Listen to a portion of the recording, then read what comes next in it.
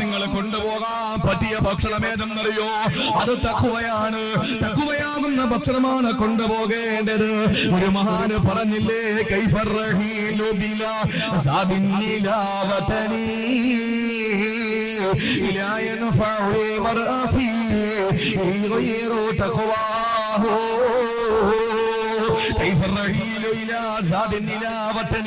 ഒരു നാട്ടിലേക്ക് ഭക്ഷണമില്ലാതെ എങ്ങനെയാണ് യാത്ര പോവുക? ഒരു നാട്ടിലേക്ക് ഭക്ഷണമില്ലാതെ എങ്ങനെയാണ് യാത്ര പോവുക? അവന്റെ യാത്രയിൽ ഏറ്റവും ഉചിതമായ ഭക്ഷണം തഖ്വയാണ്. സഹോദരങ്ങളെ, നമുക്ക് യാത്ര പോകേണ്ടേ? നമ്മൾ യാത്രക്കാരനല്ലേ? കടലാകുന്ന ദുനിയാവിലെ കപ്പലാകുന്ന സൽക്കർമ്മമാകുന്ന കപ്പലുകൾ നമ്മൾ യാത്ര ചെയ്യുന്നവരല്ലേ? നമ്മൾ അല്ലാഹുവിന്റെ സ്വർഗമാകുന്ന മറുകരയെത്തന്റെ ഉമ്മ. അതുകൊണ്ട് ദീർഘമായ യാത്രയിൽ ഭക്ഷണം വേണം. ഭക്ഷണമേതാണ്? അത് തഖ്വയാണെന്ന് പരിശുദ്ധ ഖുർആൻ. ഈ ആയത്തിറങ്ങാനുള്ള കാരണം എന്തെന്നറിയോ സഹോദരിമാരെ? അത് അറിയുമ്പോഴാണ് നമ്മുടെ ഭക്ഷണം ഏറ്റവും മെച്ചമായ തഖ്വയാണെന്ന് മനസ്സിലാവുക. മക്കയിലേക്ക് പരിശുദ്ധമായ ഹജ്ജിന് പോകുന്ന ആളുകൾ ഉണ്ടായിരുന്നു. ആളുകളുടെ വീട്ടിൽ നിന്ന് ഭക്ഷണം എടുത്തു കൊടുക്കുമ്പോൾ അവര് പറയുമായിരുന്നു, ഞങ്ങൾ തിന്നാൻ പോകുന്നവരല്ല, ഞങ്ങൾ തിന്നാൻ പോകുന്നവരല്ല, ഞങ്ങൾക്ക് ഭക്ഷണം വേണ്ട, ഞങ്ങൾക്ക് ഭക്ഷണം വേണ്ട. അവര് ഒരു നേരത്തെ ഭക്ഷണം പോലും പൊതിഞ്ഞെടുക്കാതെ, അവര് ഒരു തുള്ളി വെള്ളം പോലും കയ്യിൽ കരുതാതെ പരിശുദ്ധ ഹജ്ജിന് വരുമായിരുന്നു. അങ്ങനെ അവര് നേരെ വന്ന് പരിശുദ്ധ കഅബ കണ്ട് അവര് തവാഫ് ചെയ്ത് സഅയ് ചെയ്ത് അവര് തഹല്ലുലായി ഹജ്ജങ്ങ് പൂർത്തീകരിച്ചാൽ, ഉംറ പൂർത്തീകരിച്ചു കഴിഞ്ഞാൽ 2-3 ദിവസം കഴിയുമ്പോൾ വിശപ്പ് തുടങ്ങും. അങ്ങനെ വിശപ്പ് തുടങ്ങുമ്പോൾ സഹോദരങ്ങളെ പിന്നെ അവർക്ക് തവക്കുലില്ല. അവര് പറഞ്ഞപ്പോ, വീട്ടിൽ നിന്ന് പോകാൻ ഇറങ്ങിയപ്പോൾ, ഈ ആളുകളെ ഭക്ഷണം കൊടുത്തപ്പോൾ പറഞ്ഞതെന്താണ്? തവക്കൽതു അലല്ലാഹ്, ഞങ്ങൾക്ക് ഭക്ഷണം വേണ്ട, എല്ലാം പടച്ചവനെ ഏൽപ്പിച്ചിരിക്കുകയാ. പക്ഷേ പക്കയിലെത്തി ഹജ്ജ് കഴിഞ്ഞപ്പോ അവരുടെ വിശപ്പ് തുടങ്ങിയപ്പോൾ പിന്നെ തവക്കുല് മറന്നുപോയി. തവക്കുല് വിശപ്പ് വന്നപോലെ മറന്നുപോയി. അങ്ങനെ അവര് ചെയ്തതെന്തെന്നറിയോ? പള്ളിയിൽ നമസ്കാരത്തിന് വേണ്ടി വരുന്ന ആളുകളോട് കൈനീട്ടാൻ തുടങ്ങി. വല്ലതും തരുവോ, വിശക്കുകയാ, വല്ലതും തരുവോ, വിശക്കുകയാ എന്ന് പറഞ്ഞ ആളുകളോട് കൈനീട്ടിയപ്പോ അല്ലാഹുവിന്റെ പരിശുദ്ധമായ ഖുർആനിലൂടെ അല്ലാഹു അറിയിക്കുകയാ, വതസവ്വദൂ ഫഇന്ന ഖൈറ സാദി തഖ്വാ. നിങ്ങൾ ഹജ്ജിന് പോകുമ്പോൾ, ഉംറയ്ക്ക് പോകുമ്പോൾ, നിങ്ങൾ യാത്രയ്ക്ക് ഇറങ്ങുമ്പോൾ കഴിക്കാനുള്ള ഭക്ഷണം കൂടെ നിങ്ങൾ തയ്യാറ് ചെയ്യണേ. ഏറ്റവും നല്ല ഭക്ഷണം ഏതെന്നറിയോ? അത് തഖ്വയാണെന്ന് പരിശുദ്ധ ഖുർആൻ.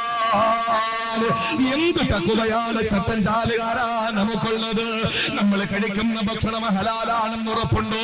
നമ്മൾ കഴിക്കുന്ന ഭക്ഷണം ഹലാലാണെന്ന് ഉറപ്പുണ്ടോ? പറയാൻ എളുപ്പമാണ്, പ്രസംഗിക്കാൻ എളുപ്പമാണ്. അല്ലാഹുവിന് ഇഷ്ടപ്പെടാത്ത ഒരു പല്ലിമുട്ടായി നമ്മുടെ പള്ളയിൽ പോയോ നമ്മുടെ ദുആ സ്വീകരിക്കുകയില്ല, നമ്മുടെ പ്രാർത്ഥന അല്ലാഹു കബൂൽ ചെയ്യുകയില്ല.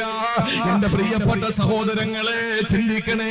നിങ്ങൾക്കറിയോ, മഹാനായ ഇമാം അഹ്മദ് ഇബ്നു ഹംബൽ ഇന്ന് മദ്ഹബ് വേണ്ടെന്ന് പറയുന്നവരുണ്ടല്ലോ.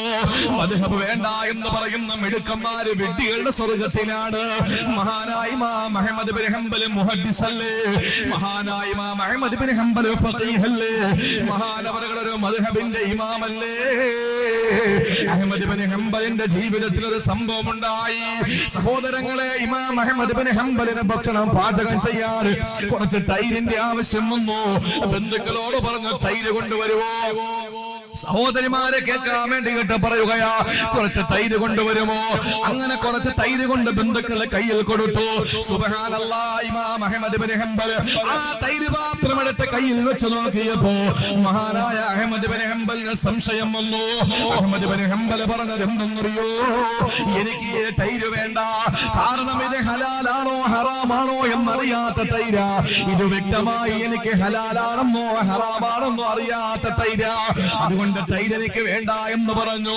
നശിപ്പിച്ച് കളയാൻ ബുദ്ധിമുട്ട് തോന്നിയ ബന്ധുക്കൾ ചോദിച്ചു, എന്നാൽ ഇവിടത്തെ പാവങ്ങൾക്ക് കൊടുക്കട്ടെ, പട്ടിണി പാവങ്ങൾ ധാരാളമുണ്ടല്ലോ. ഇമാം അഹ്മദ് ഇബ്നു ഹംബൽ പറഞ്ഞു, കൊടുത്തോ, പ്രശ്നമല്ല, പക്ഷേ ഞാൻ സ്വീകരിച്ചില്ല, തിരസ്കരിച്ച തൈരാണെന്ന് പറഞ്ഞിട്ട് വേണം കൊടുക്കാൻ. ഇമാം അഹ്മദ് ഇബ്നു ഹംബലിന്റെ ബന്ധുക്കള് അവിടെയുള്ള പട്ടിണി പാവങ്ങളുടെ വീട്ടുമുറ്റത്ത് ചെന്ന് ചോദിക്കുന്നു, തൈര് വേണോ? അവര് ചോദിച്ചു, എന്തെന്നാ കിട്ടിയത്? അഹ്മദ് ഇബ്നു ഹംബൽ ഉപേക്ഷിച്ച തൈരാണ്. അള്ളാഹുവിനെ തന്നെയാണ് സത്യം. അവര് പറഞ്ഞതെന്തെന്നറിയോ? ഞങ്ങൾ വിശന്നങ്ങ് മരിച്ചാലും, ഞങ്ങൾ പട്ടിണി കിടന്ന് മരിച്ചാലും ഞങ്ങൾക്ക് ഇമാം അഹ്മദ് ബിൻ ഹംബൽ ഒഴിവാക്കിയ തൈര് വേണ്ട. എന്തുകൊണ്ടെന്നറിയോ? ഇമാം അഹ്മദ് ബിൻ ഹംബൽ വേണ്ടെന്ന് പറഞ്ഞതിൽ എന്തോ രഹസ്യമുണ്ട്. അവസാന ബന്ധുക്കൾക്ക് നിലത്തൊഴിക്കാൻ വിഷമം തോന്നിയപ്പോ ആ തൈര് പാത്രം വലിച്ച് കടലിലേക്ക് എറിഞ്ഞത്രേ. സഹോദരങ്ങളെ, തിരികെ വന്ന ബന്ധുക്കളോട് അഹ്മദ് ഇമാം ചോദിച്ചു, നിങ്ങൾ തൈരെന്താ ചെയ്തത്?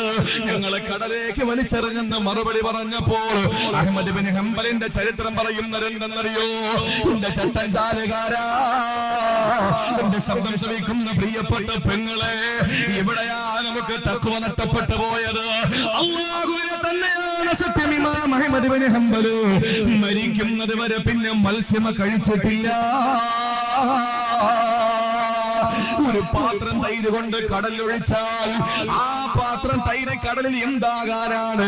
അല്ലെങ്കിൽ തന്നെ ആ തൈര് ഹറാമല്ലല്ലോ, ഹലാലാണോ ഹറാമാണോ എന്ന് വ്യക്തമാകാത്ത തൈരല്ലേ. അതുമാത്രമല്ല, ഈ മത്സ്യം വേറെ കടലിലുള്ള മത്സ്യമായിരിക്കൂലേ കയ്യിൽ കിട്ടുന്നത്. എന്നാലും മഹാനവറുകൾ പറഞ്ഞത്, ഈ ഹലാലായോ ഹറാമാണോ എന്നറിയാത്ത തൈര് കഴിച്ച മത്സ്യമാണെങ്കിലോ ഒരു സാധ്യത വന്നാലോ, എന്റെ പള്ളയിലത് കടന്നാലോ എന്റെ പടച്ചവന്റെ സ്വർഗം എനിക്ക് കിട്ടൂലല്ലോ എന്ന് ചിന്തിച്ച് മരിക്കുന്നത് വരെ മത്സ്യം വേണ്ടെന്ന് വെച്ചാ മരിക്കുന്നത് വരെ മത്സ്യം ഒഴിവാക്കി ജീവിച്ച ഇമാം അഹ്മദ് ബിൻ ഹംബൽ. സഹോദരങ്ങളെ, നമുക്ക് യാത്ര ദൈർഘ്യമാണ്. ദീർഘമായ യാത്ര നമുക്ക് ആവശ്യമായ ഭക്ഷണം വേണം. ആ ഭക്ഷണം ഏതെന്നറിയോ? അല്ലാഹു പറയുന്നു, ഫൈന ഖൈറ സാദി തഖ്വാ. തഖ്വയാകുന്ന ഭക്ഷണം നമുക്ക് കൊണ്ടുപോകണം. മക്കള് സ്കൂളിൽ വിട്ട് വരുമ്പോൾ, കോളേജ് വിട്ട് വരുമ്പോൾ അവരെന്തോ ചവച്ചുകൊണ്ട് വരികയാണ്. ഉമ്മ ചോദിച്ചു, എവിടെ നിന്ന് കിട്ടി? അത് അപ്പുറത്തെ കടയിൽ നിന്ന് അടിച്ചു മാറ്റിയതാ. നീയാണ് ഈ വാപ്പാടെ മോള്, നീയാണ് ഉമ്മാടെ മോള്. ഓ, എന്തൊരു സന്തോഷമാണ്. കാരണം എന്താണ്? ഇത്ര ചെറിയ പ്രായത്തിലെ കൺകെട്ട് വിദ്യ പഠിച്ചില്ലേ? സഹോദരങ്ങളെ, നമ്മൾ താമസിക്കുന്ന വീട് ഹലാലാണെന്ന് പറയാൻ പറ്റുമോ? മറ്റുള്ളവന്റെ ഇഷ്ടമില്ലാത്തത് പിടിച്ചു വാങ്ങിയിട്ട് അത് എങ്ങനെ നമുക്ക് തിന്നാൻ കഴിയുന്നു? അള്ളാഹു നമ്മളെ കാത്തുരക്ഷിക്കട്ടെ. അതുകൊണ്ട് നമുക്ക് ഭക്ഷണം വേണം നമ്മുടെ യാത്രയിൽ. ആ ഭക്ഷണം തഖ്വയാകണം. അള്ളാഹു നമുക്ക് നൽകി അനുഗ്രഹിക്കുമാറാവട്ടെ. ഒരു ബുദ്ധിമുട്ടില്ല സഹോദരങ്ങളെ. അള്ളാഹു നമുക്ക് തന്ന ഏറ്റവും നല്ല ഭക്ഷണം നമ്മൾ കഴിക്കുക. ആ ഭക്ഷണം നമ്മൾ കഴിക്കുക. ഹറാമായ ഭക്ഷണം നമ്മൾ കഴിക്കാതിരിക്കുക. ജീവിതത്തിൽ നമ്മൾ അത് സൂക്ഷിച്ചാൽ മതി. അല്പം ഞാൻ പറയുന്നത് നിങ്ങൾ ദ്വയാർത്ഥം കൽപ്പിച്ചെന്ന് എടുക്കരുത്. ഇബാദത്തുകൾക്കൊരു വീഴ്ച വന്നു പോയതിരിക്കട്ടെ, നിസ്കരിക്കാൻ സമയത്ത് പറ്റിയില്ല, ഞാൻ നിങ്ങൾ അത് കാര്യമായിട്ട് എടുക്കാനും വേണ്ട ഞാൻ പറയുന്നത്. പക്ഷേ പള്ളയിൽ ഹറാമായ ഒരു ഭക്ഷണം കടന്നിട്ടില്ല എങ്കിൽ നമുക്ക് രക്ഷപ്പെടാം. ഇനി നിസ്കരിച്ച് നിസ്കാര തഴമ്പിനപ്പുറം നിസ്കാരത്തിന്റെ മുഴ വന്നു 3 എണ്ണം. തഴമ്പല്ല, മുഴയായി. തഴമ്പ് മാറി അത് മുഴയായി. നോമ്പ് പിടിച്ചു തൊണ്ട വരണ്ടുണങ്ങിയിരിക്കാൻ. ഹജ്ജിന് പോയി, ഉംറയ്ക്ക് പോയി, യാത്ര ചെയ്ത് കാലം നീര് വന്ന് വീർത്തു. സക്കാത്ത് കൊടുത്ത് എല്ലാം കൊടുത്തു. പാവങ്ങളെ കണ്ടെത്തിയിട്ട് അവർക്ക് കൊടുത്തു. അവസാനം അവന്റെ സാമ്പത്തികമായി അവൻ പിന്നോക്കം നിൽക്കാൻ തുടങ്ങി. അത്രത്തോളം ചെലവ് ചെയ്യുകയാ. 100 രൂപ കിട്ടിയാൽ 80 രൂപ പാവങ്ങൾക്ക് കൊടുക്കും. അങ്ങനെ ഇത്രയും ചെയ്തു. പക്ഷേ അവൻ കഴിക്കുന്ന ഭക്ഷണം ഹലാലല്ല എങ്കിൽ, ഏത് ഭക്ഷണം? എല്ലാ ദിവസം കഴിക്കുന്ന ഭക്ഷണമല്ല, ഒരു ദിവസം കഴിച്ച ഭക്ഷണം ഹലാലല്ല എങ്കിൽ എല്ലാം പോയി. പടച്ചോ കാത്തുരക്ഷിക്കട്ടെ. അതുകൊണ്ട് പള്ളേ പോകുന്ന സൂക്ഷിക്കണം. അതുകൊണ്ട് എന്റെ പ്രിയപ്പെട്ട സഹോദരങ്ങളെ, നല്ല ഭക്ഷണം അത് തഖ്വയാണ്, ഉറപ്പുള്ളത് മാത്രം. അതുകൊണ്ട് ഭർത്താക്കന്മാര് പലിശക്കാരനാണെങ്കിൽ വേണ്ട, നിങ്ങളുടെ ഭക്ഷണം എനിക്ക് വേണ്ട, ഞാൻ പട്ടിണി കിടന്ന് മരിച്ചോളാം, ഇല്ലെങ്കിൽ പച്ചക്ക് എന്തെങ്കിലുമൊക്കെ വെട്ടി നമ്മൾ കഴിച്ച് ജീവിച്ചോളാം എന്ന് പറഞ്ഞിട്ട് അന്തസ്സോടുകൂടി ജീവിക്കും. അങ്ങനെ കഴിച്ച് പാരമ്പര്യമുള്ള പെണ്ണുങ്ങൾ ഉണ്ടായിരുന്നു. ഒരു നേരത്തെ ഭക്ഷണം വേണ്ട, ഹറാമാണ്, എനിക്ക് വേണ്ട എന്ന് പറഞ്ഞിട്ട് സുബഹി നിസ്കാരം കഴിഞ്ഞ് എഴുന്നേറ്റ് ഓടും. നമ്മുടെ മക്കളെ കൊണ്ടത് പറയും. നിങ്ങൾ നോക്കിയേ, സുബഹി നിസ്കാരം കഴിഞ്ഞിട്ട് എഴുന്നേറ്റ് ഓടുക. സുബഹി നിസ്കാരം കഴിഞ്ഞ് അപ്പഴ എഴുന്നേറ്റ് ഓടുന്നു. ഒരു ദിവസം വിളിച്ചിട്ട് ചോദിച്ചു, യാ അബാ ദുജാന, നിനക്ക് പടച്ചോനോട് ഒന്നും ചോദിക്കാനില്ലേ? നബിയെ, വേറൊന്നും കൊണ്ടല്ല, എന്റെ വീടിന്റെ തൊട്ടപ്പുറത്ത് ഒരു മുനാഫിക്കിന്റെ വീടാണ്. ഒരു ഫാസിസ്റ്റിന്റെ വീടാണ് അപ്പുറത്ത് തൊട്ടപ്പുറത്ത്. അവന്റെ വീട്ടിന്റെ മുറ്റത്തൊരു ഈത്തപ്പന നിൽപ്പുണ്ട് നബിയേ. ആ ഈത്തപ്പനയിൽ ശരിക്ക് ഈത്തപ്പഴമുണ്ട്. അതിന്റെ 3-4 ശിഖരം എന്റെ പുരയിടത്തിലേക്കാ കിടക്കുന്നത്. രാത്രി എന്റെ മക്കള് ഒരു നേരത്തെ ഭക്ഷണം കഴിക്കാനില്ലാതെ പട്ടിണി കിടന്ന് എന്റെ ഭാര്യ പലതും കള്ളം പറഞ്ഞു ഉറക്കി. ആ മക്കള് നേരം വെളുത്തി എഴുന്നേൽക്കുമ്പോൾ വിശപ്പിന്റെ കാഠിന്യം മൂലം അവര് മുറ്റത്തിറങ്ങുമ്പോൾ ഹലാലാണെന്ന് കരുതിയിട്ട് തൊട്ടപ്പുറത്തെ വീട്ടിലെ ഈത്തപ്പഴത്തിൽ നിന്ന് വീണ ഈത്തപ്പഴമങ്ങാനം എന്റെ മക്കള് പെറുക്കി കഴിച്ചാൽ ഞാൻ എവിടെ ഇരുന്ന് ചെല്ലുന്ന ദിക്റിന് വല്ല അർത്ഥമുണ്ടോ? അതുകൊണ്ട് എന്റെ മക്കള് ഉണരുന്നതിന് മുമ്പ് ഞാൻ ഓടി ചെല്ലും, ഒരു കൊട്ടയെടുക്കും, ഇതെല്ലാം ശേഖരിച്ച് അപ്പുറത്തെ വീട്ടിൽ കൊണ്ട് കൊടുക്കും. അങ്ങനെ സമാധാനിക്കുകയാണ് ഞാനെന്ന് പറഞ്ഞു. ഒരു ദിവസം ഞാൻ ഇവിടെ ദിക്റും സ്വലാത്തുമായിട്ടൊക്കെ ഇരുന്നപ്പോ ഞാൻ ചെല്ലുമ്പോ എന്റെ ഒരു മകൻ അത് കഴിച്ചിട്ട് തൊണ്ടക്കുഴിയിൽ ഇരിക്കുന്നു. ഞാൻ 2 വിരലിടിച്ചിറക്കി. എന്നിട്ട് അത് എടുത്ത് എന്റെ ആ തൊണ്ടക്കുടിയിൽ നിന്ന് അവസാന അംശം പുറത്തു പോകുന്നവരെ ഞാൻ ഛർദ്ദിപ്പിച്ചു. എന്നിട്ട് ഞാൻ പറഞ്ഞു, മോനെ നീ എന്നെ വാപ്പായ നരകത്തിൽ കൊണ്ടുപോകുമെന്ന് ചോദിച്ചു. അതുകൊണ്ടാണെന്ന് പറഞ്ഞപ്പോൾ അഷ്റഫുൽ ഖൽഖ് സെക്കൻഡില് സഹാബത്തുമായിട്ട് മുനാഫിക്കിന്റെ വീട്ടിൽ പോയിട്ട് ചോദിച്ചുടോ, ഈത്തപ്പന കൊടുക്കുന്നുണ്ടോ? ഈത്തപ്പന കൊടുക്കുന്നുണ്ടോ? കൊടുക്കാല്ലോ. അള്ളാന്റെ റസൂല് പറഞ്ഞു, നിനക്ക് 10 ഈത്തപ്പന പകരം തരാം. 10 ഈത്തപ്പന പകരം തരാം. അതിന്റെ തണ്ട് മരതകമാണ്, അതിന്റെ കായ്കൾ മാണിക്യമാണ് എന്ന് പറഞ്ഞാൽ നിനക്ക് സ്വർഗം തരാന്നാ പറഞ്ഞത്. അല്ലാതെ സഹാബത്തിന് വാങ്ങിച്ചു കൊടുക്കാനുള്ള പൈസ ഉണ്ടോ? അയാള് പറഞ്ഞു, അതൊക്കെ കടമല്ലേ, രൊക്കമാണെങ്കിൽ ഞാൻ റെഡിയാ. കടത്തിന് ഞാനില്ല. ഇപ്പൊ നിലവിൽ പൈസ തരാനുണ്ടോ? ഞാൻ തന്നേക്കാം. അബൂബക്കർ സിദ്ദീഖ് റളിയല്ലാഹു അൻഹു എത്രയോ ഈത്തപ്പന വിട്ടുകൊടുത്തിട്ട് പകരം ഒരു ഈത്തപ്പന അബൂദുജാനയുടെ പേരിൽ എഴുതിയെങ്കിലും നിൽക്കുന്ന അതിന്റെ ചുവട്, അതിന്റെ മൂട് എവിടെയാണ്? മുനാഫിക്കിന്റെ വീട്ടുമുറ്റത്തല്ലേ? അങ്ങനെ വൈകുന്നേരം രാത്രി കിടന്നപ്പോ മുനാഫിക്കിന്റെ ഭാര്യ മുനാഫിക്കിനോട് പറഞ്ഞു അത്രേ, എന്തായിരുന്നാലും നമുക്ക് നേരത്തെ എഴുന്നേറ്റിട്ട് ആ അപ്പുറത്തെ വീട്ടിൽ കിടക്കണ ഈത്തപ്പഴം മുകളിൽ നിൽക്കുന്നതും കൂടെ ഒക്കെ പറക്കി നമുക്ക് വീട്ടിനകത്തോണ്ട് വെക്കാം. അവര് മണ്ടന്മാരല്ലേ, അതുകൊണ്ട് നേരം വെളുക്കുമ്പോ ഒന്നും ഇല്ലാന്നവര് കരുതിക്കോട്ടെ, രാത്രി നമുക്ക് മുഴുവനും പറക്കി വെക്കാന്ന് പറഞ്ഞപ്പോ ഭർത്താവ് സമ്മതിച്ചു. പെണ്ടാട്ടിയാണല്ലോ എവിടെയും പ്രശ്നം. ഹവ്വാ ബീവിയല്ലേ ആദം നബിയെ കൊണ്ടും പഴം തീറ്റിപ്പിച്ചത്. എവിടെയും പലിശയ്ക്ക് പ്രകടിപ്പിക്കുന്ന ഭാര്യമാരാണ്. മുനാഫിക്ക് സമ്മതിച്ചു, ഓക്കെ ഞാൻ റെഡിയാ, നേരം വെളുക്കട്ടെ, അവരെണീക്ക് മുമ്പ് നമുക്ക് എഴുന്നേക്കാം, എന്നിട്ട് നമുക്ക് മുകളിൽ കയറി പറിക്കാം, നീ താഴെ നിന്ന് പറക്കുക, നമുക്ക് വീട്ടിനകത്ത് കൊണ്ടുവെക്കാം. നേരം വെളുക്കുമ്പോ ഒന്നും ഇല്ലാത്തത് അവർ കിട്ടട്ടെ, നമുക്ക് ലാഭങ്ങൾ കൊയ്യാന്ന് പറഞ്ഞു. സുബ്ഹാനല്ലാഹ്. രാത്രി എഴുന്നേറ്റ് മുനാഫിക്കിന്റെ കെട്ടിയോളും കൂടെ നോക്കുമ്പോ ഉണ്ട് ഈത്തപ്പന അപ്പുറത്തെ വീട്ടിന്റെ മുമ്പ് നിൽക്കുന്നു. അഷ്റഫുൽ ഖൽഖിന്റെ മുഅ്ജിസത്താണ്, അള്ളാഹുവിന്റെ റസൂലിന്റെ അമാനുഷികതയാണ്. എന്റെ പ്രിയപ്പെട്ടവരെ, ഒരു ഈത്തപ്പന തൊണ്ടയിൽ പോകുമെന്ന് പേടിച്ച് വിക്ർ പോലും വേണ്ടെന്ന് പറഞ്ഞു എഴുന്നേറ്റോടി. നമ്മൾ തസ്ബീഹ് പിടിച്ചോണ്ട് ഇങ്ങനെ നടക്കുകയാണ്. നമ്മുടെ മക്കള് മോട്ടിച്ച് തിന്നുകൊണ്ടിരിക്കുകയാണ്. എവിടത്തേക്ക് വേണ്ടിയിട്ടാണ്? അതുകൊണ്ട് നമ്മുടെ ഭക്ഷണം അത് തഖ്വയിലധിഷ്ഠിതമായ ഭക്ഷണമാകണം. അള്ളാഹു ഭാഗ്യം തരട്ടെ. രണ്ടാമത്തെ എന്താ പറഞ്ഞേ? വസ്ത്രം. രണ്ടാമത്തേത് വസ്ത്രം. നമുക്ക് വസ്ത്രം വേണ്ടേ? കുറച്ച് ഡ്രസ്സ് നമുക്ക് കൊണ്ടുപോകണം. ആ വസ്ത്രം ഏതാണ്? മഹാനായ അബൂ ഉബൈദ റളിയല്ലാഹു തആല അൻഹു ബദറിന്റെ രണാങ്കണത്തിലേക്ക് ഇറങ്ങുമ്പോൾ അബൂ ഉബൈദ റളിയല്ലാഹു അൻഹുവിന്റെ മനസ്സിന്റെ ചിന്ത, ഈ രണാങ്കണത്തിൽ കിടന്നെനിക്ക് മരിക്കണമല്ലോ, പടച്ചവനെ എനിക്കൊരു മടങ്ങിപ്പോക്ക് തരല്ല റബ്ബേ. നാളെ നിന്റെ മുന്നിൽ വരുമ്പോൾ ശരീരത്ത് കൊണ്ട് വെട്ടും കൊണ്ട് എനിക്ക് വരണമല്ലോ. എന്റെ ശരീരത്തിലൂടെ രക്തം ധാരധാരയായി ഒഴുകുന്നു, ആ രക്തത്തിന്റെ കറകളുമായിട്ട് പരലോകത്ത് വരണമല്ലോ എന്ന് പറഞ്ഞുകൊണ്ട് മഹാനായ അബൂ ഉബൈദ അല്ലാഹുവിന്റെ പരിശുദ്ധമായ ദീനിന്റെ സംസ്ഥാപനത്തിന് വേണ്ടിയിട്ടുള്ള പോരാട്ട രണാങ്കണമായ ബദറിലേക്ക് ഇറങ്ങിയപ്പോ ആരുടെയോ വെട്ടുകൊണ്ട് മഹാനായ അബൂ ഉബൈദയുടെ കാലങ്ങ് മുറിഞ്ഞുപോയി. ശ്രദ്ധിക്കണേ ചെറുപ്പക്കാരാ, കാലങ്ങ് മുറിഞ്ഞുപോയി. ആളുകളെ താങ്ങിയെടുത്ത് ടെന്റിനകത്ത് കൊണ്ട് കിടത്തി. ആ തമ്പിനകത്താണ്, ടെന്റിനകത്താണ്, സൈമയ്ക്കകത്താണ് റസൂലുള്ളാഹി ദുആ ചെയ്യുന്നത്. നേരെ കൊണ്ടുവന്ന് ടെന്റിനകത്ത് കിടത്തി.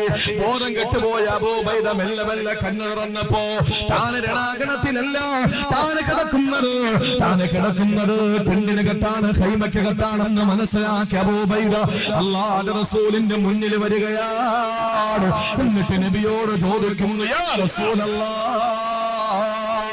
നബിയേ എനിക്ക് രണാകണത്തിൽ കിടന്ന് മരിക്കാൻ ഭാഗ്യം കിട്ടിയില്ല. എന്റെ കാല് മുറിഞ്ഞു പോയി. ഈ കാലിലെ മുറിവ് കാരണം ഞാൻ പിന്നീട് മരിച്ചു പോയാൽ എനിക്ക് രക്തസാക്ഷിയുടെ കോല് കിട്ടൂ നബിയേ.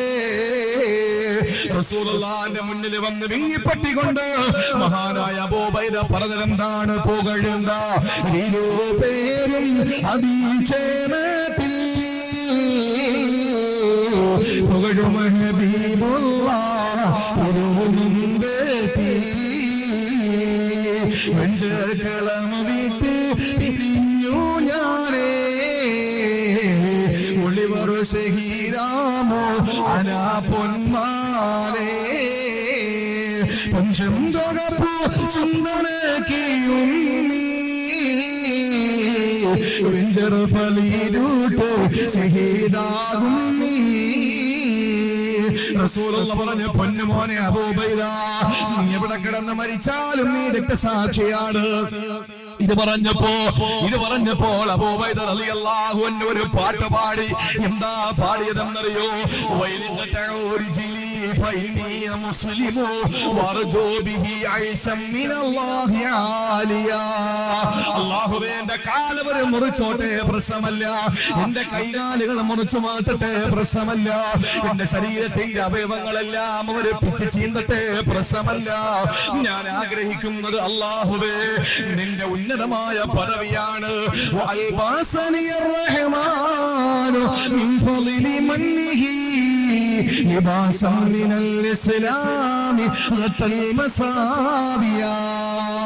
അല്ലാഹുവേ, ഞാൻ ആഗ്രഹിക്കുന്നത് ഉന്നതമായ പദവിയാ. പടച്ചതമ്പുരാൻ എന്നെ ഇസ്ലാം എന്ന വസ്ത്രം കൊണ്ട് പുറച്ചിരിക്കുകയാ. സഹോദരങ്ങളെ, നമുക്ക് അല്ലാഹു തന്ന വസ്ത്രം ഏതാണ്? അത് പരിശുദ്ധമായ ഇസ്ലാം എന്ന വസ്ത്രമല്ലേ? എന്തുകൊണ്ടാണ് നോഹ് നബിയുടെ പൊന്നുമോന് കൊടുക്കാത്ത വസ്ത്രം, ലൂത്ത് നബിയുടെ ഭാര്യയ്ക്ക് കൊടുക്കാത്ത വസ്ത്രം, അല്ലാഹുവിന്റെ റസൂൽ മഹാനായ ഇബ്രാഹിം നബിയുടെ പ്രിയപ്പെട്ട പിതാവിന് കൊടുക്കാത്ത വസ്ത്രം, എന്തിനേറെ പെങ്ങളെ ആസിയ ബീവിയുടെ പ്രിയപ്പെട്ട ഭർത്താവ് ഫിർഔന് കൊടുക്കാത്ത വസ്ത്രം, അല്ലാഹുവിന്റെ റസൂലിന്റെ മൂത്താപ്പ അബൂ താലിബിന് കൊടുക്കാത്ത വസ്ത്രമാണ് ഈ ചട്ടഞ്ചാലിൽ നിങ്ങൾക്കും എനിക്കും അല്ലാഹു തന്നത്. ആ വസ്ത്രം ഏതാണ്? ലിബാസം മിനൽ ഇസ്ലാമി ഗതൽ മസാവിയാ. എല്ലാം മറച്ചു വെക്കുന്ന അഭിമാനമുള്ള വസ്ത്രമാണ് പരിശുദ്ധ ഇസ്ലാം. പരിശുദ്ധ ഇസ്ലാം എന്ന വസ്ത്രം അല്ലാഹു തന്നു, അല്ലേ? നമുക്ക് അന്തസ്സല്ലേ സഹോദരങ്ങളെ? ഇസ്ലാം എന്ന് പറഞ്ഞാൽ നമ്മുടെ ഏതാ മാറ്റില്ലാത്തത്? നമ്മുടെ ഏതിനാ മാറ്റില്ലാത്തത്? രാവിലെ ഭർത്താവ് മരിച്ചു, രാത്രി കിടന്ന ഭർത്താവ് രാവിലെ മരിച്ചു. നിങ്ങളൊന്ന് ശ്രദ്ധിക്കും. കൂട്ടുകാരി വന്ന് എവളാണെങ്കിൽ കരഞ്ഞ് വിളിച്ച് തളർന്നിരിക്കുകയാണ്. വീട്ടിനകത്ത് ഭർത്താവ് മരിച്ച വിഷമത്തോടെ ഇരിക്കുന്ന ഭാര്യയുടെ മുന്നിൽ വന്നിട്ട് കൂട്ടുകാരി പറയാണ്, ഗുഡ് മോർണിംഗ്. അവള് ചെരവെടുത്ത് തലയിലടിച്ച്. കാരണം എന്താ? ഈ മോർണിംഗിൽ എന്ത് ഗുഡുണ്ട് എനിക്ക്? ഈ മോർണിംഗിൽ എന്ത് ഗുഡാ ഉള്ളത്? എന്റെ ഭർത്താവ് മരിച്ചു കിടക്കാൻ എനിക്ക് ഒരു ഗുഡും ഇല്ല, എനിക്ക് ഒരു സന്തോഷവും ഇല്ല. എന്റെ പ്രിയപ്പെട്ടവരെ, പാസ്പോർട്ട് കളഞ്ഞ് സങ്കടപ്പെട്ട് നിൽക്കുന്നു, ഇഖാമ കളഞ്ഞ് ഗൾഫിൽ സങ്കടപ്പെട്ട് നിൽക്കുന്നു, എയർപോർട്ടിൽ ഇറങ്ങിയപ്പോൾ പാസ്പോർട്ട് കാണാനില്ല, കഷ്ടപ്പെട്ട് വേദനിച്ച് നിൽക്കുക. അവന്റെ മുമ്പിൽ വന്നിട്ട് പറയാ ഗുഡ് ഈവനിങ്. എന്താവും പറയാ? വീടിന്റെ ഒരു ഭാഗം ഇടിഞ്ഞ് തകർന്ന് കിടക്കുന്ന ഒരുത്തൻ രാത്രി കെട്ടിയോനും കെട്ടിയോളും മക്കളും എല്ലാം കൂടെ ഇരുന്ന് അതിലേക്ക് നോക്കിയിരുന്ന് സങ്കടപ്പെട്ടോണ്ടിരിക്കുമ്പോ കൂട്ടുകാരൻ വന്നിട്ട് പറഞ്ഞു ഗുഡ് നൈറ്റ്. ആലോചിച്ച് നോക്കിയേ എന്റെ പ്രിയപ്പെട്ടവരെ, അതിന് യാതൊരു അർത്ഥവും അതിനോട് നീതി പുലർത്താൻ നമുക്ക് കഴിയില്ല. അതേസമയം മൈലാഞ്ചി കയ്യിൽ മൈലാഞ്ചി വിട്ട് മണവാട്ടിയായി മണിയറയിൽ ഭർത്താവിനെ മണവാളനെ കാത്തിരിക്കുന്ന മണവാട്ടിയോട് പറയാ അസ്സലാമു അലൈക്കും, അല്ലാഹു നിങ്ങൾക്ക് സമാധാനം തരട്ടെ. ഭർത്താവ് മരണപ്പെട്ട് സങ്കടപ്പെട്ടിരിക്കുന്ന പെണ്ണിനോട് പറയാം അസ്സലാമു അലൈക്കും, അല്ലാഹു നിങ്ങൾക്ക് സമാധാനം തരട്ടെ. എല്ലാം നഷ്ടപ്പെട്ട് കഴിയുന്ന ഒരു മനുഷ്യന്റെ മുമ്പിൽ വന്നിട്ട് അസ്സലാമു അലൈക്കും, അല്ലാഹു സമാധാനം തരട്ടെ. സന്തോഷം കൊണ്ട് തുള്ളിച്ചാടുന്ന ഒരുത്തന്റെ മുമ്പിൽ വന്നിട്ട് പറയാം അസ്സലാമു അലൈക്കും, അല്ലാഹു നിങ്ങൾക്ക് രക്ഷ തരട്ടെ. ഇസ്ലാമിന്റെ സംസ്കാരം എത്ര ഉന്നതമാണ്! അതാണ് ഏറ്റവും നല്ല വസ്ത്രം. അല്ലാഹു നമുക്കല്ലേ ഇസ്സത്ത് തന്നത്. ഞാനൊന്ന് ചോദിച്ചോട്ടെ, നമ്മുടെ ഈ ഹൈന്ദവ സഹോദരങ്ങൾ മറ്റുള്ള സമുദായത്തിലെ നല്ലവരായ ആളുകളാണ് നമ്മുടെ ഈ ചുറ്റുവട്ടം താമസിക്കുന്നത്. ഞാൻ അറിയാൻ കഴിഞ്ഞത് അങ്ങനാണ്. ഒരു നാട്ടിൽ പ്രസംഗിക്കാൻ വരുമ്പോ ആ നാടിന്റെ ഭൂമിശാസ്ത്രത്തെ പറ്റിയിട്ട് ചോദിക്കാറുണ്ട്. എന്തുകൊണ്ടെന്നാ പ്രസംഗിക്കുമ്പോ എന്തെങ്കിലും വായിൽ നിന്ന് വീണുപോയാൽ ഒരിക്കലും അത് ഞാനങ്ങ് പ്രസംഗിച്ചിട്ട് പോകും, നാളെ ഇവിടെ നിങ്ങളുടെ സമാധാന അന്തരീക്ഷം തകരാൻ പാടില്ല. അതുകൊണ്ടാണ്, അല്ലാതെ പറയാനൊന്നും ഇല്ലാത്തത് കൊണ്ടൊന്നും അല്ല. ഒരുപാട് പറയാനുണ്ട് പറയാനാണെങ്കിൽ, പക്ഷെ അത് പറയുന്നില്ല. നിങ്ങളുടെ ഈ നാടിന്റെ സമാധാന അന്തരീക്ഷം ഞാൻ തകർക്കുന്നില്ല. ഞാൻ പറയട്ടെ, ഹൈന്ദവ സഹോദരങ്ങളുടെ ഇടയിൽ ഈഴവർ, അതുപോലെ തന്നെ ബ്രാഹ്മണർ, നായര്, അങ്ങനെ പല സമുദായക്കാരുണ്ട് ഇല്ലേ? ഇവിടെ അങ്ങനെ ഇല്ലേ? ഉണ്ടല്ലോ ഇല്ലേ? പക്ഷെ മുസ്ലിങ്ങളുടെ കൂട്ടത്തിൽ അങ്ങനെ വല്ലതും ഉണ്ടോ? മുസ്ലിങ്ങളിലെ ജാതി കുറഞ്ഞവര് കൂടിയവർ അങ്ങനെ ഉണ്ടോ? അങ്ങനെ നാട്ടിലൊന്നും ഇല്ല, ഇവിടെ ഇല്ലല്ലോ. അങ്ങനെ ഇല്ല. അങ്ങനെ ആരെങ്കിലും ഉണ്ടെന്ന് പറഞ്ഞാൽ അത് ജനങ്ങൾ വെച്ചതാണ്, നമ്മൾ ഉണ്ടാക്കിയതാണ്. ഒരിക്കലുമില്ല. ഒറ്റ വിഭാഗമേ ഉള്ളൂ മുസ്ലിമീങ്ങൾ, എല്ലാം ഒറ്റ വിഭാഗം. പക്ഷെ മുൻഗാമികൾ, പണ്ടുള്ള ആളുകൾ മുസ്ലിമീങ്ങളെ പറ്റി പറഞ്ഞിരുന്നത് ഒരു മലയാള വാക്കുണ്ട്. എന്താണെന്നറിയോ? എന്താ പറഞ്ഞത്? ഒരു മലയാളത്തിൽ നമ്മളെ ഒരു വാക്ക് വിളിക്കുമായിരുന്നു. പറഞ്ഞോളി, അത് വലിയ തെറ്റെന്നുള്ള കാര്യമൊന്നും അല്ല. നമ്മളെ പറ്റി പറയുന്നത് എന്താ? എങ്ങനെ? മാപ്പിളമാരെന്നല്ല, അത് പൊതുവേ ഉള്ള ഒരു സംസാരമാണ്. ഇവിടെ പറയുന്ന എനിക്കറിയില്ല. മേത്തന്മാർ എന്ന് പറയും. പറയൂലേ? അത് ഇവിടെ ഇല്ലല്ലേ. മേത്തന്മാരെന്ന് നമ്മുടെ നാട്ടിലൊക്കെ പറയും. അവര് മേത്തരാണ് എന്ന് പറയും. മേത്തന്മാരെന്ന് പറഞ്ഞാൽ മുസ്ലിമീങ്ങളെ പറ്റിയാണ് മറ്റുള്ള സമുദായത്തിന്റെ ആളുകൾ ആക്ഷേപിക്കുന്നതല്ല. അവര് ഇപ്പൊ ബ്രാഹ്മണരെന്ന് നമ്മൾ പറയും പോലെ മേത്തന്മാരെന്ന് മുസ്ലിം സൊസൈറ്റിയെ മൊത്തത്തിൽ പറയുന്നത് മേത്തന്മാരെന്നാണ്. അത് ചില ആളുകൾക്ക് പറയുമ്പോൾ ഒരു ചെറിയ അരിശം ഉണ്ടാവും. മേത്തനെന്ന് വിളിച്ച എന്ന് നമ്മൾ ചിന്തിക്കും. എന്തിനാ നമുക്ക് അങ്ങനെ ഒരു ചിന്ത? അള്ളാന്റെ ഖുർആൻ പറഞ്ഞു നമ്മളെ മേത്തന്മാരാണ്. അള്ളാന്റെ ഖുർആൻ പറഞ്ഞു നമ്മളെ മേത്തന്മാരാണെന്ന് ഇല്ലേ? അള്ളാഹു പറഞ്ഞില്ലേ, നിങ്ങൾ മേത്തന്മാരാണ് എന്ന് പറഞ്ഞാൽ മേൽ തരക്കാരാണ്. നിങ്ങളുടെ മുകളിൽ വേറെ ഒന്നുമില്ല, നിങ്ങളാണ് ഏറ്റവും ഉന്നതിയുള്ളവര്. ഇസ്ലാം എന്ന് പറയുന്ന വസ്ത്രം അള്ളാഹു ഇസ്സത്തിന്റെ വസ്ത്രം. വലില്ലാഹി ഇസ്സത്തു വലി റസൂലിഹി വലിൽ മുഅ്മിനീൻ. അള്ളാഹുവിന്റെ ഖുർആൻ പറഞ്ഞു ഇസ്സത്ത് നമുക്കാണ്. ആ ഇസ്സത്ത്, ഇസ്ലാം എന്ന വസ്ത്രം അള്ളാഹു നമുക്ക് തന്നു. എന്റെ പ്രിയപ്പെട്ടവരെ, അത് നമ്മൾ ജീവിതത്തിൽ പ്രാവർത്തികമാക്കണം. ആ വസ്ത്രത്തിൽ പെട്ടതാണ് നമ്മുടെ ദാടി. ആ ദാടി നമ്മൾ വെക്കണം. അത് മുസ്ലിമിന്റെ അടയാളമാണ്, മുസ്ലിമിന്റെ ഐഡന്റിറ്റിയാണ് ദാടി എന്ന് പറയുന്നത്. ഒരു പെണ്ണിന്റെ ഐഡന്റിറ്റിയാണ് അവളുടെ ശരീരം മറച്ചു നടക്കുക എന്ന് പറയുന്നത്. അള്ളാഹുവിന്റെ ഖുർആൻ പറഞ്ഞല്ലോ, ഒരു പെണ്ണ് അവരുടെ ശരീരം മുഴുവനും മറച്ചു നടക്കുന്നത് അതവളുടെ ഐഡന്റിറ്റിയാണ്. സൂറത്തുൽ അഹ്സാബിലൂടെ അല്ലാഹു തആല പരിചയപ്പെടുത്തി മുസ്ലിം പെണ്ണിന്റെ ഐഡന്റിറ്റിയാണ് അവളുടെ പർദ, അവളുടെ ഹിജാബ്, അവളുടെ ആ ധരിക്കുന്ന അവളുടെ മൂടുപടം, അത് അവളുടെ ഐഡന്റിറ്റിയാണെന്ന് പരിശുദ്ധ ഖുർആൻ. ഇതൊക്കെ പാലിച്ച എന്റെ പ്രിയപ്പെട്ട പെങ്ങളെ നമുക്ക് ജീവിക്കാൻ കഴിയും. അല്ലാഹു മനസ്സിലാക്കാനുള്ള തൗഫീക്ക് നൽകി അനുഗ്രഹിക്കുമാറാവട്ടെ. അതുകൊണ്ട് വസ്ത്രമായി ഇനി ഉറക്കം വരുന്നില്ലല്ലോ. ഇനി മൂന്നാമത്തേത് നമുക്ക് കൊണ്ടുപോകാനുണ്ട്, മരുന്ന്. അത് അല്പം നിങ്ങൾ കേൾക്കണം, അതൊന്ന് കേട്ടേ പറ്റൂ. അത് അഭിപ്രായ വ്യത്യാസമുള്ള വിഷയമായതുകൊണ്ട് ഞാൻ പറയുന്നത് വ്യക്തമായി നിങ്ങൾ കേട്ടോളണം. നമുക്കിനി മരുന്ന് കൊണ്ടുപോകാം അല്ലേ? ആ മരുന്നേതാണ്? ദീർഘമായ യാത്രയിൽ നമുക്ക് കൊണ്ടുപോകാനുള്ള മരുന്നേതാണ്? അല്ലാഹു തന്നെ പറഞ്ഞു ആ മരുന്നേതാണ്. വനുനസ്സിലുൽ ഖുർആൻ വനുനസ്സിലു മിനൽ ഖുർആൻ മാ ഹുവ ശിഫാഉൻ വറഹ്മത്തുൻ. സൂറത്തുൽ ഇസ്രായിലൂടെ അല്ലാഹു പറയുകയാ, വനുനസ്സിലു മിനൽ ഖുർആൻ മാ ഹുവ ശിഫാ. അല്ലാഹുവിന്റെ ഖുർആനാണ് പറഞ്ഞത്. പെങ്ങളെ, നിങ്ങൾക്ക് ഖുർആനിൽ ശിഫയുണ്ട് കേട്ടോ. ഏതിനാ മരുന്ന് ഖുർആൻ ഇല്ലാത്തത്? കല്യാണപ്രായം കഴിഞ്ഞവരെ ഒരുപാട് പ്രായം ചെന്നു, തന്റെ പ്രിയപ്പെട്ട പൊന്നുമോളുടെ വിവാഹം നടക്കുന്നില്ല, തന്റെ മോളുടെ കല്യാണം നടക്കുന്നില്ല. അങ്ങനെ വിഷമിക്കുന്ന എന്റെ പ്രിയപ്പെട്ട രക്ഷകർത്താക്കളോട്, എന്റെ പ്രിയപ്പെട്ട യുവാക്കളോട്, യുവതികളോട് പറയാനുള്ളത്, എന്റെ പൊന്നു സഹോദര, എന്റെ പ്രിയപ്പെട്ട പെങ്ങളെ, ഖുർആനിലെ കല്യാണം കഴിക്കാനുള്ള മരുന്നുണ്ട്. ഖുർആനിലെ കല്യാണം കഴിക്കാനുള്ള മരുന്നുണ്ട്. ആ ആയത്ത് നിങ്ങളൊന്ന് ഓതുവോ? അല്ലാഹുവിനെ തന്നെയാണ് സത്യം. ഒരു പരീക്ഷണത്തിന് വേണ്ടി ഓടിയാൽ നടക്കില്ല. നേരെ മറിച്ച് ഇഖ്ലാസോടെ യഖീനോടെ ഒരാൾ ഓടിക്കഴിഞ്ഞാൽ, ഈമാനോടെ ഓടിക്കഴിഞ്ഞാൽ ഒരു വൃക്ഷത്തിന്റെ ചുവട്ടിലിരുന്ന് കലീമുല്ലാഹി മൂസ അലൈഹിസ്സലാത്തു വസ്സലാം ഓതിയപ്പോഴാണ് സഹോദരങ്ങളെ ശുഐബ് നബിയുടെ മകളെ അല്ലാഹു കൊടുത്തത്. ശുഐബ് നബിയുടെ മകളെ അല്ലാഹു കൊടുത്തത്. നിങ്ങൾ ചോദിക്കും മൂസാ നബിയുടെ കാലത്ത് ഖുർആനിലില്ലല്ലോ, മൂസാ നബിയുടെ കാലത്ത് ഖുർആനില്ലല്ലോ. അല്ലാഹുവിന്റെ പ്രവാചകൻ മൂസാ നബി അന്ന് ആ വൃക്ഷത്തിന്റെ തണലിൽ ഇരുന്ന് പറഞ്ഞ കാര്യം ഖുർആനിലൂടെ അല്ലാഹു പറഞ്ഞു. അതാണ് ഖുർആനിന്റെ ആയത്ത്. സഹോദരങ്ങളെ, അല്ലാഹു പറഞ്ഞ ആയത്ത് നമ്മൾ ഓതിയാൽ നമ്മുടെ വിവാഹം പെട്ടെന്ന് നടക്കുമല്ലോ.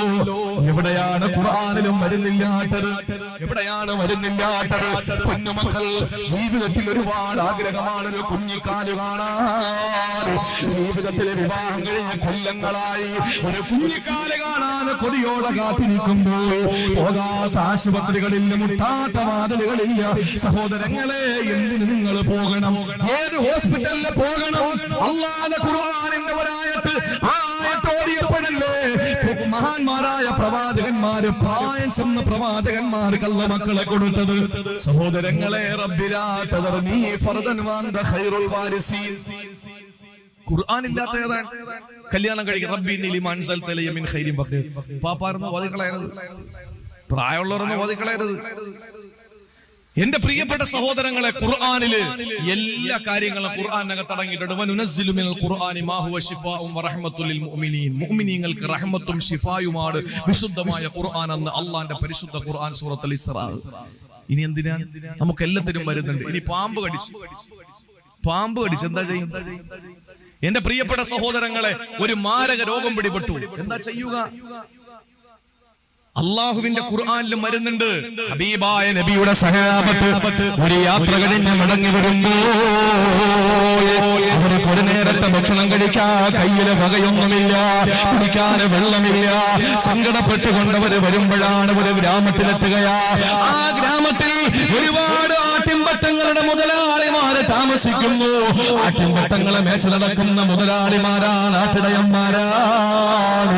അവിടെ വന്നിട്ട് സഹാബത്ത് ചോദിച്ചു, ഞങ്ങൾക്ക് ഒരു നേരത്തെ ഭക്ഷണം തരുവോ? നിങ്ങൾ ഒരു നേരത്തെ ഭക്ഷണം നിങ്ങൾ തരുവോ? ആ സമയത്താണ് അവര് പറഞ്ഞു, തരില്ല. വിഷമത്തോടെ സഹാബത്ത് വനാന്തരത്തിൽ ചെല്ലുകയാ. വനാന്തരത്തിൽ ചെന്ന് ആ സഹാബത്ത് അവനെ കിടക്കുമ്പോ ഈ ഗ്രാമത്തിൽ അവനെ പാമ്പ് കടിച്ചിട്ട് വർഷങ്ങളായി, പോകാത്ത ആശുപത്രികളില്ല. സഹോദരങ്ങളെ, എല്ലാ സ്ഥലങ്ങളിലും പോയി ഇനി എന്ത് ചെയ്യണമെന്നറിയാതെ വിഷമിക്കുമ്പോഴാണ് എവിടെ നിന്ന് ആളുകൾ വന്നാലും അവരോട് ചോദിക്കും, മരുന്ന് നിങ്ങളുടെ കയ്യിലുണ്ടോ? യാത്രക്കാരുടെ കയ്യിലും മരുന്ന് കാണുമെന്നറിയാം.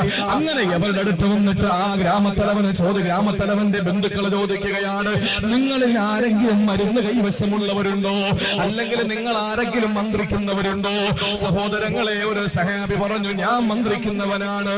അങ്ങനെ നേരെ ചെന്ന് വീട്ടിലെത്തി, ഗ്രാമത്തലവന്റെ വീട്ടിലെത്തി. പ്രിയപ്പെട്ടവരെ, ഗ്രാമത്തലവനോട് പറഞ്ഞു, ഞാനും മന്ത്രിക്കാം, നിങ്ങളുടെ രോഗം അല്ലാഹു ശിഫയാക്കും. പക്ഷേ ഒരു നിബന്ധനയുണ്ട്, പകരം ഞങ്ങൾക്ക് ഇത്ര ആട് തരണം പറ്റുമോ? ഞങ്ങൾ ഭക്ഷണം ചോദിച്ചിട്ട് നിങ്ങൾ തരാത്തവരാ, ഞങ്ങൾ വെള്ളം ചോദിച്ചിട്ട് നിങ്ങൾ തരാത്തവരാ. അതുകൊണ്ട് ഇപ്പൊ ഞാൻ ആവശ്യപ്പെടുന്നു, ഞങ്ങൾക്ക് കുറച്ച് ആട് തരണം പറ്റുമോ? ആട്ടിൻപറ്റങ്ങളെ ഞങ്ങൾക്ക് കൂലി തന്നാൽ ഞങ്ങൾക്ക് ഞങ്ങൾ മന്ത്രിക്കാമെന്ന് പറഞ്ഞു. സഹോദരങ്ങളെ, സമ്മതിച്ചു.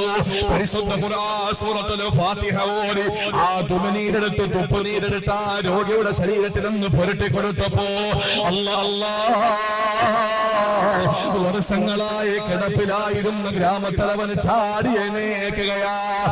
ആ കൂലിയായവരുടെ കയ്യിൽ കിട്ടിയ ആട്ടിൻപറ്റങ്ങളെയും പിടിച്ച് വനാന്തരത്തിലെത്തിയപ്പോൾ ബാക്കിയുള്ള സഹാബത്ത് തുടർന്നു. അവര് ആകെ തർക്കമായി. അവര് പറഞ്ഞു, എന്നാൽ ഖുർആൻ പറഞ്ഞു കൊടുത്തിട്ട്, മന്ത്രം പറഞ്ഞു കൊടുത്തിട്ട് കൂലി വാങ്ങിയത് ശരിയായില്ല. ആളുകൾ തമ്മിൽ തർക്കമായി. ഒരു വിഭാഗം പറഞ്ഞു, നിങ്ങൾ ഖുർആൻ പറഞ്ഞു കൊടുത്തിട്ട് എന്തിനാ കൂലി വാങ്ങിയത്? കൊടുക്ക്, ഞങ്ങൾക്ക് വേണ്ട. അപ്പൊ ആ വാങ്ങിക്കൊണ്ടുവന്നവര് പറഞ്ഞു, നിങ്ങൾക്ക് വേണ്ട ഞാൻ എടുത്തോളാം, നിങ്ങൾക്ക് വേണ്ട ഞാൻ എടുത്തോളാം. അങ്ങനെ നിന്നെ ഞങ്ങൾ തിന്നാൻ സമ്മതിക്കൂല. അവസാനം പറഞ്ഞു, ശരി, നമുക്ക് റസൂൽ ജീവിച്ചിരിപ്പുണ്ടല്ലോ, ഹബീബായ നബിയോട് ചോദിക്കാം. അവര് യാത്ര തുടർന്നു. റസൂലുള്ളാഹിന്റെ മുന്നിലെത്തിയിട്ട് ചോദിച്ചു, കേൾക്കണേ നിങ്ങൾ. റസൂലുള്ളാഹിന്റെ മുന്നിലെത്തിയിട്ട് ചോദിച്ചു, നബിയെ, ഇങ്ങനെ സംഭവം ഉണ്ടായി, എന്താണ് അങ്ങയുടെ അഭിപ്രായം? ആ സമയത്ത് റസൂലുള്ള പാൽ പുഞ്ചിരിയോടെ പറഞ്ഞ മറുപടിയുണ്ട്,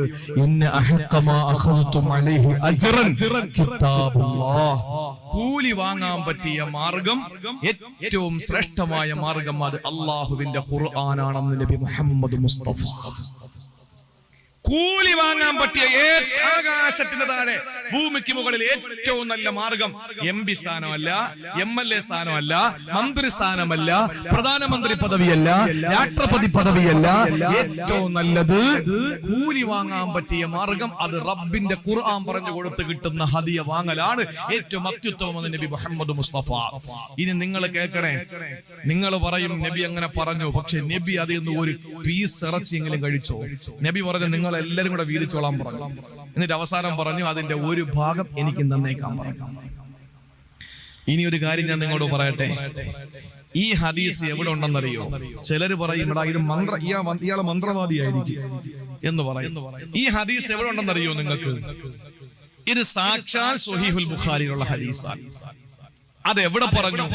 ഫളായിൽ ഖുർആൻ എന്ന് പറയുന്ന അധ്യായത്തിലല്ല പറഞ്ഞത്, ഖുർആന്റെ ശ്രേഷ്ഠത പറയുന്ന സ്ഥലത്തല്ല പറഞ്ഞത്. എന്നാ പിന്നെ കിതാബുൽ ഇസ്തിആദത്ത്, കാവലിനെ തേടാനുള്ള ആയത്തുകൾ പറയുന്ന അധ്യായമുണ്ട്, അതിലാണോ? അതിലും പറഞ്ഞിട്ടില്ല. പിന്നെ എവിടെ പറഞ്ഞു? ഫളായിലുൽ ഫാത്തിഹ, ഫാത്തിഹയുടെ ശ്രേഷ്ഠത, അവിടെയും പറഞ്ഞില്ല. പിന്നെ ഇതെവിടെയാ പറഞ്ഞത്? കിതാബുൽ ഇജാറ എന്ന് പറഞ്ഞാൽ കൂലി വാങ്ങുന്നതുമായി ചർച്ച ചെയ്യുന്ന വിഷയത്തിലാണ് ഈ ഹദീസ് കൊടുത്തത്. എന്ന് പറഞ്ഞാൽ എന്റെ പ്രിയപ്പെട്ടവരെ, ഒരു വിശ്വാസിയെ സംബന്ധിച്ചിടത്തോളം അവൻ കൂലി വാങ്ങുന്നത് കൊണ്ട് കുഴപ്പമില്ല, അത് ഖുർആൻ പറഞ്ഞിട്ടായാലും കുഴപ്പമില്ല എന്നർത്ഥം. നിങ്ങൾ നോക്ക് എന്റെ പ്രിയപ്പെട്ട സഹോദരങ്ങളെ, ഇത് പറയുമ്പോൾ നിങ്ങൾ കരുതും ഈ അടുത്ത സമയത്ത് കോഴിക്കോട് ജില്ലയിൽ ഒരു മന്ത്രവാദി ഉണ്ടായിരുന്നു, ഒരു ഷെയ്ഖ് എന്നാ പറഞ്ഞത്. അയാളുടെ മുരീദിനോട് പറഞ്ഞു, നിന്റെ ഭാര്യ പ്രസവിക്കുമ്പോ 5 ബാങ്ക് കേൾക്കാതെ നീ എന്ത് ചെയ്യാൻ പാടില്ല? പാല് കൊടുക്കാൻ പാടില്ല. 5 ബാങ്ക് കേട്ടിട്ടേ പാല് കൊടുക്കാവൂ. അതും പാലല്ല കൊടുക്കേണ്ടത്, ആദ്യം ഞാൻ ഓതി തരുന്ന വെള്ളം കൊടുക്കണമെന്ന് പറഞ്ഞു. അങ്ങനെ യവൻ എന്ത് ചെയ്തു? ഈ മുരീദ് പാവം ചെന്ന് ഭാര്യ പ്രസവിച്ചിട്ട് പാല് കൊടുക്കാൻ സമ്മതിച്ചില്ല. അങ്ങനെ വിഷയം രൂക്ഷമായി. പോലീസുകാർ വന്നു, ഷെയ്ഖിനെ പിടിച്ച് 2 ഇടി കൊടുത്തപ്പോഴാണ് പിന്നീടാണ് അറിയാൻ കഴിഞ്ഞത് ഈ ഷെയ്ഖ് കഞ്ചാവ് ഷെയ്ഖായിരുന്നു. തങ്ങള് കഞ്ചാവ് തങ്ങളായിരുന്നു. കള്ള നാണയങ്ങൾ ഇതിന്റെ ഇടയിലുണ്ട് എന്ന് വെച്ചിട്ട് യാഥാർത്ഥ്യം നമുക്ക് തിരസ്കരിക്കാൻ കഴിയോ? നടന്ന് പെണ്ണ് കിട്ടുന്നു 2-3 പേര് എന്ന് വെച്ചിട്ട് നിക്കാഹ് ഹറാമാണെന്ന് പറയാൻ പറ്റുമോ? പറ്റൂ.